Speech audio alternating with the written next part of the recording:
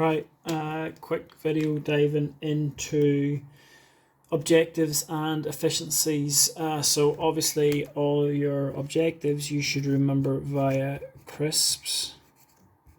Okay, obviously not spelled correctly, but obviously CSR, R max. Hopefully you can always remember R max is when MR equals 0. Get that sorted.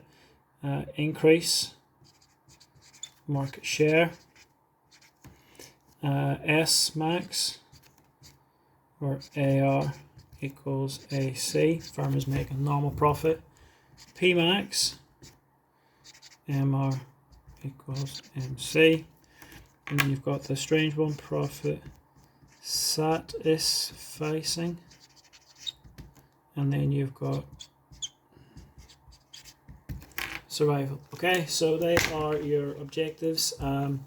You can show diagrammatically. R max you need to know, S max you need to know, P max you need to know, profit satisfaction you need to know, and you might also be able to show survival on a diagram as well. Okay, so let's start then looking at some of these objectives of the firm. Easiest to draw all the objectives diagrams or outcomes on a monopoly diagram. So obviously you've got price. We're also going to show cost and revenue on this diagram, and down here we've got quantity. Okay, so obviously, or as always, start off with your Nike tick, aim for halfway down, AC, touch it, up again, imaginary circle,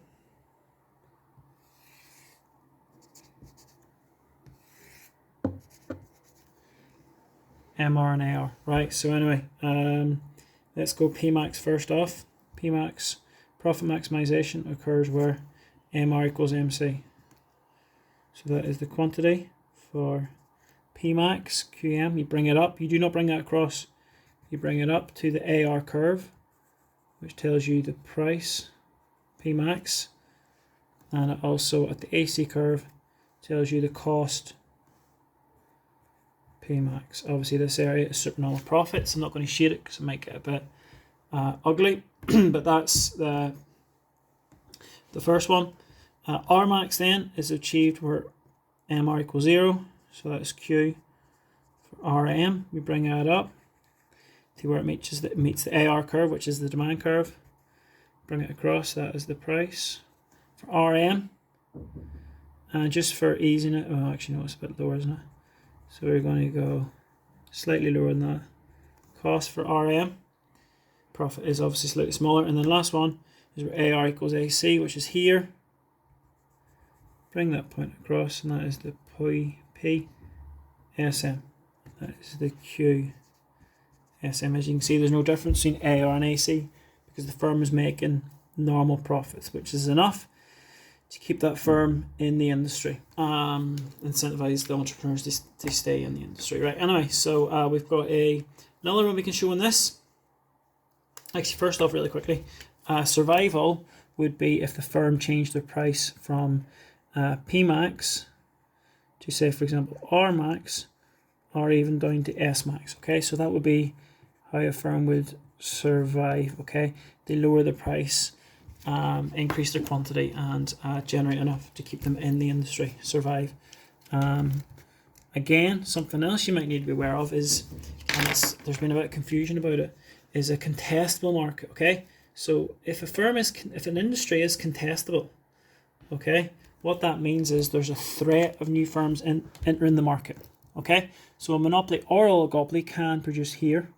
Okay, but if it's a contestable market, they will change their behavior and act more like a efficient firm and make S max, because the supernormal profits, the big supernormal profits, incentivizes the new firms to join the market. But if they're producing here, that incentive isn't there. So that's how you would show a contestable market. They go from Pmax, if the market is contestable, they alter the behavior and act like a competitive firm at S max. Okay, so and that obviously you can link to the need, that means there's less need for regulation, They might not be as damaging. There's obviously some benefits to the consumer there. Anyway, profit satisficing is a combination of a satisfy and a sacrifice.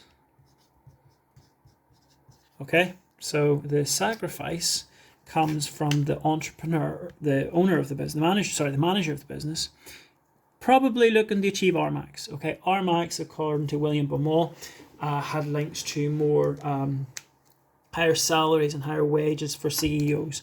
Okay, there was a clearer link to revenue than profit in regards to the pay of entrepreneurs or the CEOs, and also SMAX. Okay, so these two obviously have higher quantity, obviously higher market share, so they're obviously both going to have certain prestige, certain benefits, certain like look good for the managers. Okay, but the issue is that they have to satisfy, as always, these people, shareholders, who want this one.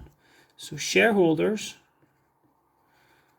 want this objective because they get more dividends from that, but the manager either wants RMAX or SMAX. Okay, so that's the CEOs, the managers. Okay, and this again is reflected by the principal agent problem. The principal are the shareholders who own the company, the owners, and the agent are the people who are appointed to run the company. And obviously there's like a divorce here between the two. So what happens here is the CEO or the owners sacrifice their objectives, okay, to meet the shareholders. So if the CEO wants RMAX, they would meet in between these two objectives, and a satisficing point would be that one. So we'll call it Q1 and P1. Okay, and then obviously the cost would be somewhere down there. Okay, or if it was sales max, they would meet in between the two of them points, and that would be the price. So P2 and Q2 for a satisficing output between them two. So price and output. So remember, satisficing in between. Okay, so that is your objectives on the diagrams. You need to know them inside out. Efficiencies. Okay, you need to know all your efficiencies as well. So you've obviously got one that can't be shown in the diagram. You're right. Efficiencies then, so obviously the first one is something that's not really shown on your year 2 micro diagrams. Pareto efficiency. Sort of the idea on a PPF of opportunity cost. You can't make someone else better off without making someone else worse off. So on a simple PPF, obviously if we've got good X and good Y, obviously to produce more good Y, you have to sacrifice some good X. So that is basically Pareto efficiency whenever you're on your PPF. Then four other biggies you need to know. AE, okay. AE is like maximizing consumer welfare. Okay, and that is achieved, you need to know this, where P equals MC.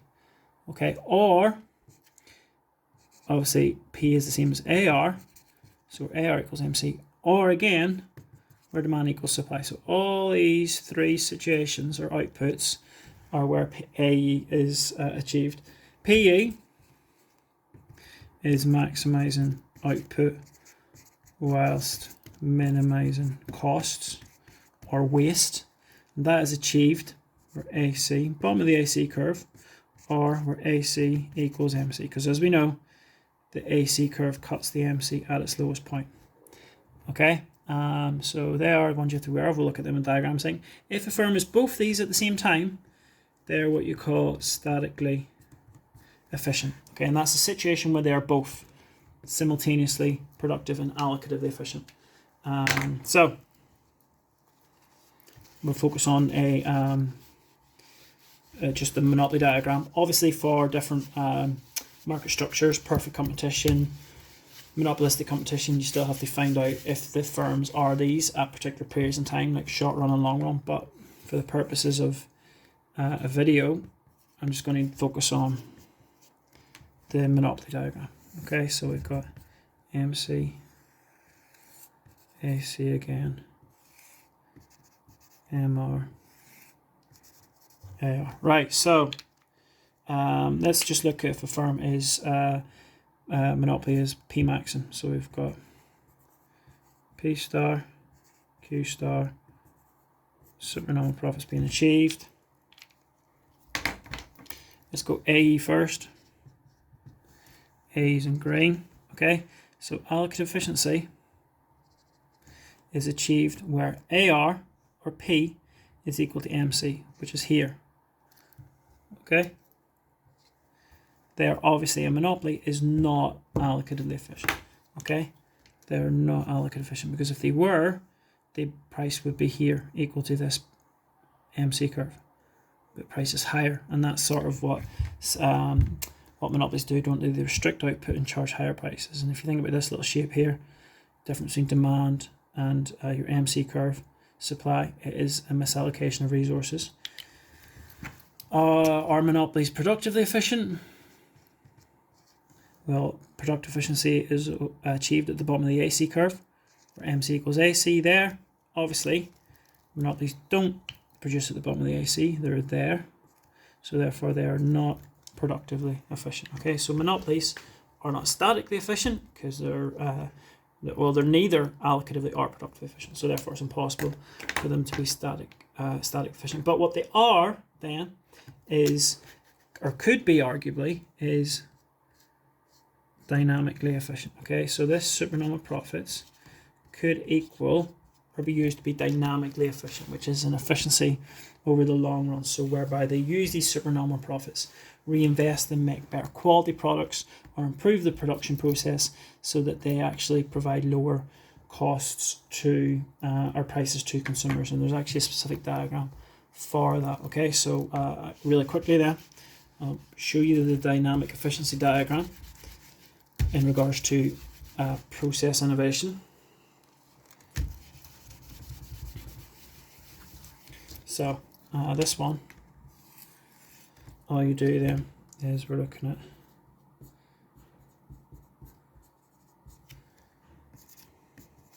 okay. What we're doing here then is we're just looking at MC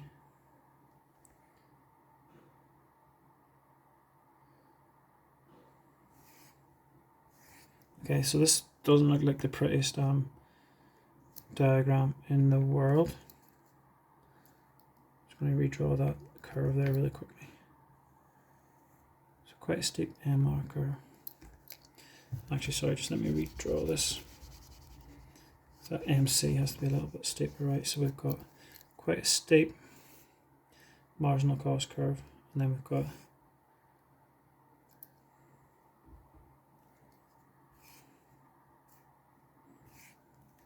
okay, right, so it's a bit ugly, but it kind of gets the point across. So we've got MC, and we've got MR, and we've got AR. Okay, so what we do then is we can compare MR equals MC quantity and price. Okay, so that's obviously P for monopoly, Q for monopoly. Compare it to a allocatively efficient, AR equals MC output. So that's P for a competitive firm, Q for a competitive firm. And the whole idea here is, with the supernormal profits from the high price that they charge, what they can do then is improve their production process so that they can lower their marginal cost. So marginal cost falls, okay, falls downwards, shifts so that their new profit maximizing point here, QD, and then PD, quantity after dynamic efficiency, price after dynamic efficiency. As you can see, it's actually less, it's bypassed the competitive price and quantity. Okay, so there's obviously gains there for consumers with dynamic efficiency. So that's a big plus for monopoly markets and oligopolistic markets, that they can use the supernormal profits to innovate. Okay, so yeah, there were some micro year 2 diagrams on objectives and efficiencies there to practice.